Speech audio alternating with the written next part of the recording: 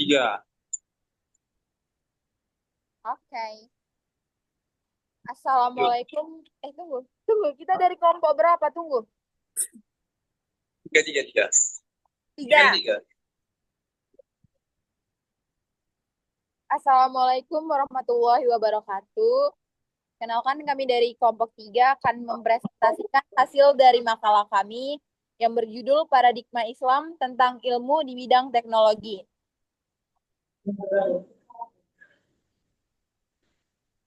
eh, Atas saya sendiri, Rafila Rizkina, dan teman-teman saya ada Iqbal Lubis, Joshua Gabriel, dan juga Muhammad Yan Dimas.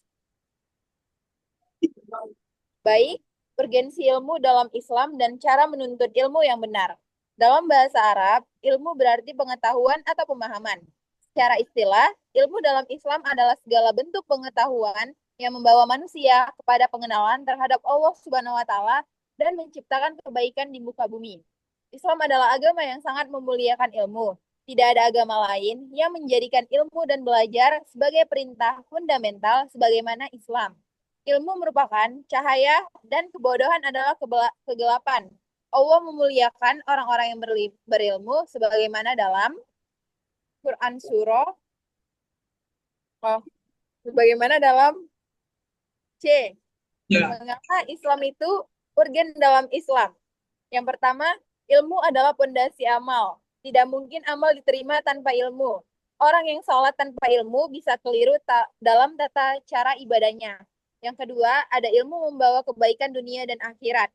Islam tidak hanya mendorong ilmu agama, tetapi juga ilmu dunia selama bermanfaat dan membawa maslahat.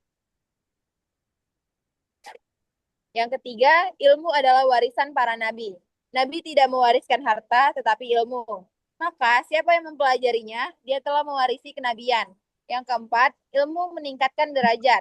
Orang yang berilmu menjadi pemimpin, penuntut umat, dan tempat bertanya. Selanjutnya akan dilanjutkan oleh teman saya, Nuntut Joshua ilmu tidak Gabriel. ya, nuntut ilmu tidak cukup dengan semangat dan keinginan, tetapi harus dengan adab dan metode yang benar. Berikut prinsip dan cara yang diajarkan dalam Islam. Niat yang ikhlas menuntut ilmu hanya karena Allah, bukan karena dunia, prestis, atau ingin menang debat. Barang siapa menuntut ilmu untuk membanggakan diri di hadapan ulama atau untuk membodohi orang awam, maka ia akan masuk neraka. Ilmu yang tidak diamalkan tidak akan bermanfaat, bahkan bisa menjadi beban di akhirat. Sebaik-baik ilmu adalah yang diamalkan. Memiliki adab terhadap guru dan ilmu. Jaga sikap sopan terhadap guru, tidak menyela pembicaraan, tidak sombong walaupun tidak tahu. Imam Syafi'i berkata, aku membuka lembaran kitab di hadapan guruku perlahan, karena tidak ingin mengganggunya dengan suara lembaran. Sabar dan konsisten menuntut ilmu tidak bisa instan, dibutuhkan waktu, pengorbanan, dan kejujuran. Ulama terdahulu rela menempuh perjalanan jauh demi satu hadis. Pilih guru dan sumber yang benar. Belajar dari orang yang memiliki standar ilmuwan yang jelas sesuai Quran dan dari guru atau ustadz yang menyebarkan bid'ah atau paham menyimpang. Apa ilmu bagi pemiliknya? Ilmu dapat meningkatkan derajat. Pertama, ilmu meninggalkan derajat di dunia dan akhirat. Dalam Islam, ilmu memiliki posisi yang sangat mulia. Allah Subhanahu wa taala berfirman dalam Al-Qur'an, Allah akan meninggikan orang-orang yang beriman di antara dan orang-orang yang diberi ilmu pengetahuan beberapa derajat. Ayat ini menegaskan bahwa orang yang memiliki itu tidak hanya diangkat derajatnya di dunia, misalnya dihormati, percaya, dijadikan pemimpin, tapi juga di akhirat. Selanjutnya akan dibacakan oleh teman saya. Siapa? Bapak.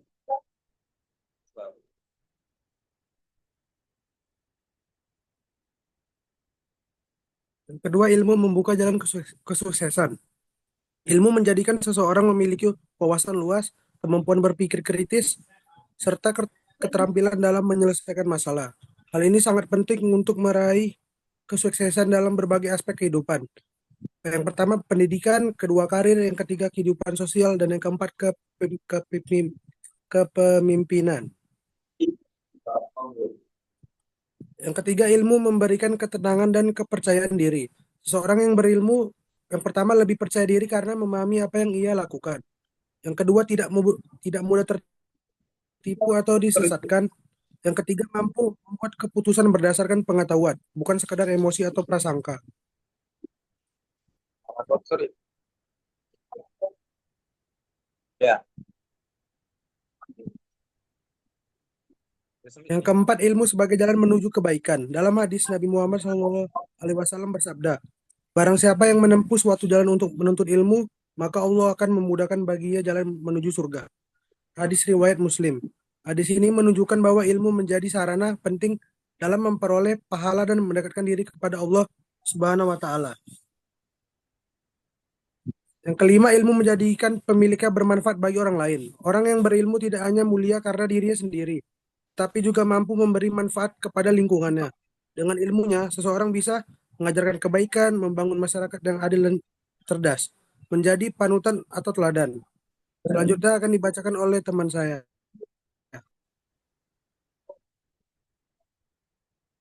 Urgensi riset dalam pengembangan ilmu pengetahuan Islami. Satu, pengertian riset dalam konteks Islam.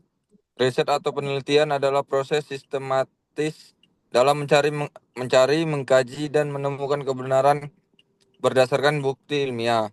Dalam konteks Islam, riset tidak hanya mencari pengetahuan duniawi, tetapi juga bertujuan untuk memperkuat pemahaman terhadap Islam dan menunjukkan keselarasan antara wahyu dan realitas.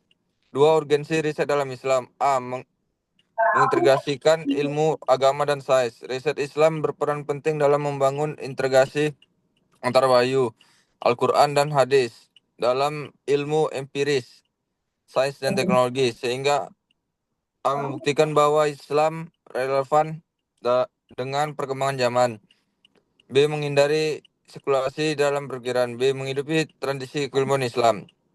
Dunia Islam pernah melahirkan banyak ilmuwan besar seperti Al-Farabi, Ibnu Sina, Al-Khawariji, dan lainnya. Riset adalah cara menghidupkan kembali kejayaan peradaban Islam melalui penemuan baru, kajian mendalam terhadap karya ilmuwan terdahulu. Tiga, fungsi riset dalam pengembangan ilmu Islam. Menjadikan dasar pengambilan kebijakan berbasis Islam. Contoh, fatwa berbasis riset dalam bidang kesehatan atau keuangan. Mendukung pendidikan Islam berbasis sains. Mengembangkan metodologi ilmiah yang Islam. Meluruskan penyimpangan atau pemahaman yang salah terhadap ajaran Islam. 4, dalil dan pandangan Islam tentang riset. Allah Subhanahu wa taala memerintahkan umat Islam untuk berpikir, meneliti, dan memperhatikan fenomena alam. Sesungguhnya dalam penciptaan langit dan bumi dan pergantian malam dan siang terdapat tanda-tanda bagi orang yang berakal. Surat Al-Imar 190. Juga dalam hadis, kalian lebih mengetahui urusan duniawi. Hadis Muslim. Hadis ini menunjukkan pentingnya eksperimen dan penelitian dalam aspek duniawi termasuk sains. 5, dampak positif riset dalam ilmu pengetahuan Islam. Meningkatkan kualitas pemikiran dan produk ilmiah umat Islam. Membentuk peradaban Islam yang unggul dan adaptif. Yang 3, meningkatkan daya saing umat Muslim di tingkat global. Oke, sekian dari kami kelompok 3.